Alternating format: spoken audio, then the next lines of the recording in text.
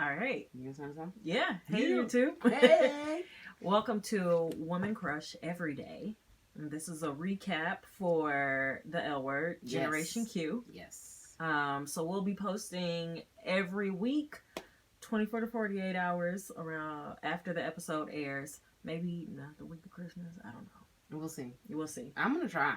I mean, you know, we gotta lose. No. Y'all watching it, so yeah, we're gonna be watching it. So yeah. So we'll give you a recap of what happens on the show. We'll also give you some of our thoughts on what happened and maybe pose some questions that we feel are relevant to the community. So I'm Tang. I'm Awu. Welcome to Woman Crush Every Day. Every day. So we're gonna get started with a recap of episode 2. Yeah. Because we're not going to go backwards into episode 1. We know that y'all already saw it. If you didn't, spoilers are coming. So turn off, pause, watch, come back. Right. Join us. Yes. Join us here. We'll see you later. And, yeah, and we'll probably talk about what happened in episode 1 because it'll be relevant. So yeah. So first thoughts. I mean, I guess honestly we should kind of touch on it a little bit. Yeah. I think for episode 1 and just say, okay, quickly hold up real quick. First thoughts on episode 1. First thoughts on episode 1, just so you know what we're talking about. Okay. At all in episode 2. So I'm excited that it's back. I'm excited that the L Word is back. The L Word definitely helped me find my inner baby gay back in the day. So to bring the show back around, I think it's really fire, and I'm excited to see what's going on. We brought back from the original cast. We have Bet Porter. Bet is now running for mayor, and her daughter is 14. Mm-hmm. Gay. Yeah, and super gay. Who else? Alice is in the picture. Alice now has a TV show called Alice, and she's like Ellen. Nice, yeah. Mm-hmm. And I love the way she dresses. It's good. And then we also have Shane, who is Still Shane, getting all the hoes. Still bad haircut. Yeah, oh my God. Looked way better on her in the early 2000s. It made so much more sense in 2005. Yeah, it does make sense I don't know now. what's happening in 2019, especially as a hairstylist, but, you know, I guess it's like, you know, iconic. Yeah. And then there are some shout-outs to characters who were in the past, but they don't appear, like Tina gets shouted out. Kit kind of gets mentioned offhand. And then Jenny. We talk about Jenny. Yeah. Oh, we talk about Jenny in episode 2. So we'll come back to that. So yeah. Okay. And then there are some new characters. So there is Danny and Sophie, who are a couple.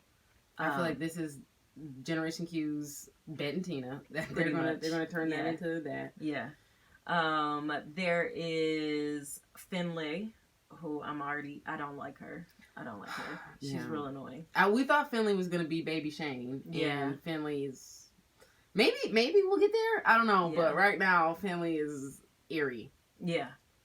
And then there's Micah, the guy in the crew. Yes. Micah and Sophie and Danny live together. And Finlay lives there too. Yes. Finlay lives there. And were there any other new characters that are like mainstays thus far? Oh, Alice's boo, Nat. So Alice is with a woman, Nat. They've been together for a couple years. She's a stepmom. Mm-hmm. Alice is a stepmom. So you know that's bad. It's not good. Yeah.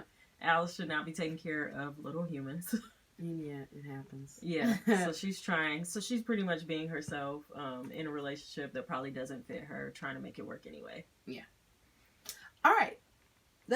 Is that episode 1? Or you feel like... Oh, we didn't talk about how we felt about it. Okay. How'd you feel about it? I liked episode 1. I thought it was nice to, one, see the old characters that we love and kind of see where they're at.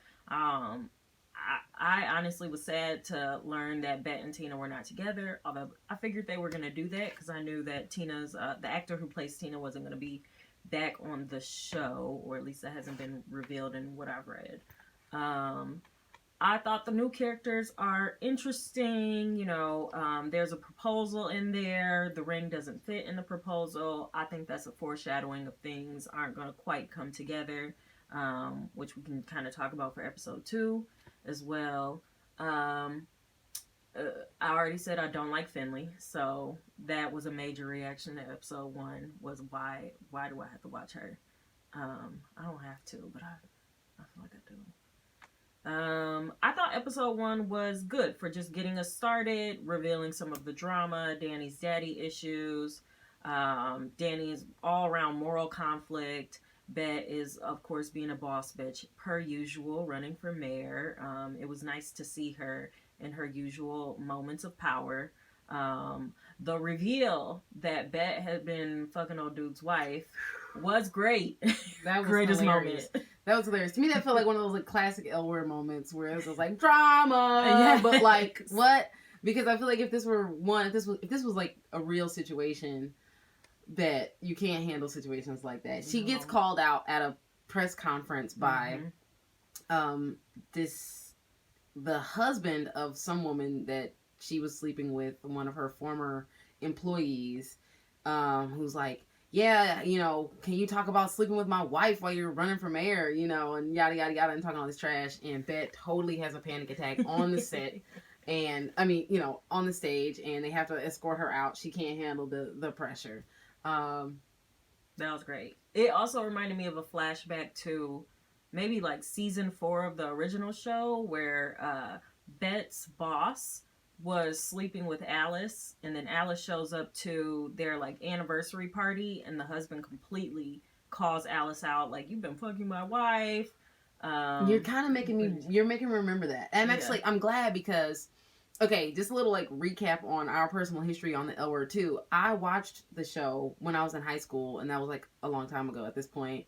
But Tang, on the other hand, I watched the is show. Like a real stand.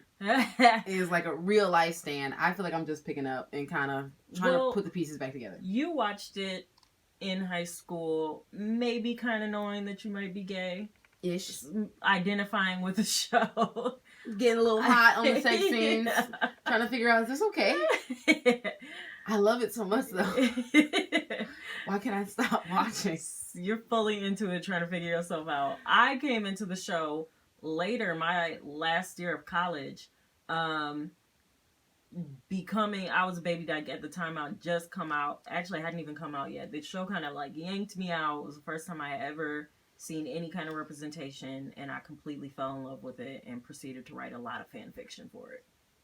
Yeah, I was the one. We definitely didn't have Showtime in my house growing up, so I was illegally watching the episodes on YouTube. Thank you to those early dykes who were making it happen for all of us. Part 3 of 7. Like watching them chunks, like what? That was unbelievable. I think like YouTube videos going to go to like 8 minutes or some bullshit. So yeah, it was tough to watch an hour of an episode, but we did it. We held strong. Yes. So I did watch the show. It's been a minute, so reacquainting myself with these characters is pretty fun. And I've watched the whole series probably 5 times. All right, yeah. I watched it once a long time ago. So, and then I think I even stopped after a while. So, we'll see how this goes. Yeah. We'll see how this goes. But I'm glad it's back. So, yes. Boom. Now we're done with that. Episode 2. Actually, I didn't talk about episode... Oh, yeah. Talk about episode 1. How did you feel? To come into it, honestly, I think it was a nice first episode. Mm-hmm. I think a lot of times first episodes are just shit because they try to stuff entirely too much information to just get you, you know, to know the setting. But I guess it's cool when you're kind of like picking up, you're still using a lot of, I mean, you're still counting on your audience base that's been following the show, so you don't have to start from scratch. Exactly. So it was cool to experience a show where you didn't have to like just dumb it down to nothing to establish who everybody is. Oh, the opening scene in the first episode, great. Fucked me up. Okay, it starts out like, okay, yes, this is how we do this. They are getting and then, down. I don't know. I also don't want to like go too hard on like how. Good, be you. I know. And I honestly not all going like hard on anybody, but it's like, the period sex thing kind of fucked me up. First thing out the gate, I was like, C1, but then I was like, you know what? Shout out, pussy power. It is what it is. This is a natural process. Yada yada. But and I do not. Sometimes when you hitting it, you start stuff that you didn't know you were gonna start. I've had that happen. That's true. It's happened to the best of us. If you've had good and sex, the worst of us, you've painted somebody's fingers. Sorry. On accident or on purpose. It may have happened. Okay. Look, either way, there was some finger paint in the first scene. I was like, really, ladies? This is where we're starting? That's where we start. To let people know how real it is. This show is about lesbians. And plus. Oh my God. Lesbians plus. Yeah. Yeah. So that was nice because a lot of people were afraid it's Generation Q. Is it going to be lesbian erasure? And they're like, first scene, we letting you know we out here for y'all. Some real lesbian shit. Yeah. Real life lesbian shit. So she's on her period. Thanks. Yeah, so I thought that was cool, empowering. Made me a little nauseous, but shout out to the troopers. What else happened in that first episode? Yeah, Finley got eerie real quick. Yeah. Eerie stands for irritating. Danny helps to not really cover up, but tries to get the guy whose son has overdosed to speak positively about the company. And this dude looks like he is going to, trigger warning, just blow his brains out. Yeah. Yeah, that was wild. And that was interesting. Okay, so in meeting Danny's character, we see that Danny is this positive woman who's just shutting it down at her daddy's business, Suarez International. Wait, is that her? No, that's the bae's name. Yeah, that's Sophie. Oh, dang. Isn't it an S? Okay, I don't whatever. know. I feel like I saw an S on the building. Maybe I'm making that up. Either way. Scandalous. That's what they Scandal. Scandal. But Danny's family, they invest heavily in the opioid industry, and Bet comes in trying to make some ties, get some financing and all that good stuff for her political campaign. But then once, after some questioning, she realizes that Danny's family, that's what they do. They fund that opioid shit. And Bet's like, nah, son, that's the hot spot. That's the sensitive spot for me. I don't play that. So, Bet kind of storms out. She does like a powerful speech about how she don't play that opioid shit. And, moves on. That was kind of funny to me. That scene was actually kind of funny. Yeah. There's supposed to be some connection, like somebody who's close to her has some kind of thing with opioids. A lot of people think it's Kit. I kind of hope it's Tina because I want them to leave Kit alone. But yeah, what happened to Kit in the end? I don't remember. In the last scene for the old series, Kit is going out with Sunset Boulevard, which is a drag king who was hosting shows at the Planet. And she's at the house when Jenny, as we'll reveal later, dies. She's there with everybody else. So Bet goes in for questioning like everyone else.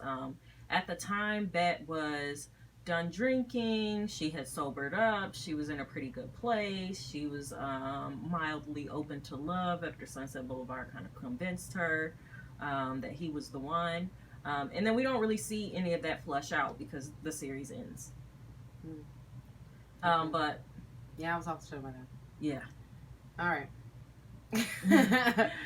Okay, so Kit, we're trying to figure out who is the opioid addicted person in Bet's life. I think it's Tina.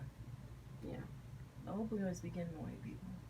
I wasn't gonna say it, but I just think that's accurate. But I think they would. They honestly, I feel like they probably would even work that into the show. And I think it's cool that they do like the issues. You know, that you can see that they're trying to sprinkle the issues all over. Yeah.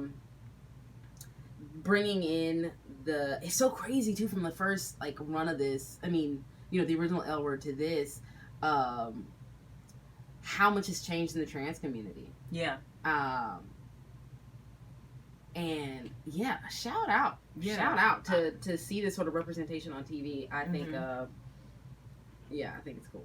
I think it's really great. I think it's cool that they also are making it a point to bring in trans actors. Yes, actual real trans actors. Yeah, you know, even though Bet's not a real life lesbian, but we'll work on that. I'm gonna hold on to hope.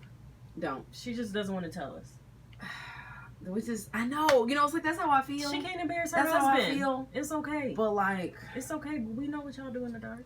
Okay, we don't know that. Don't sue us. I know, right? All right.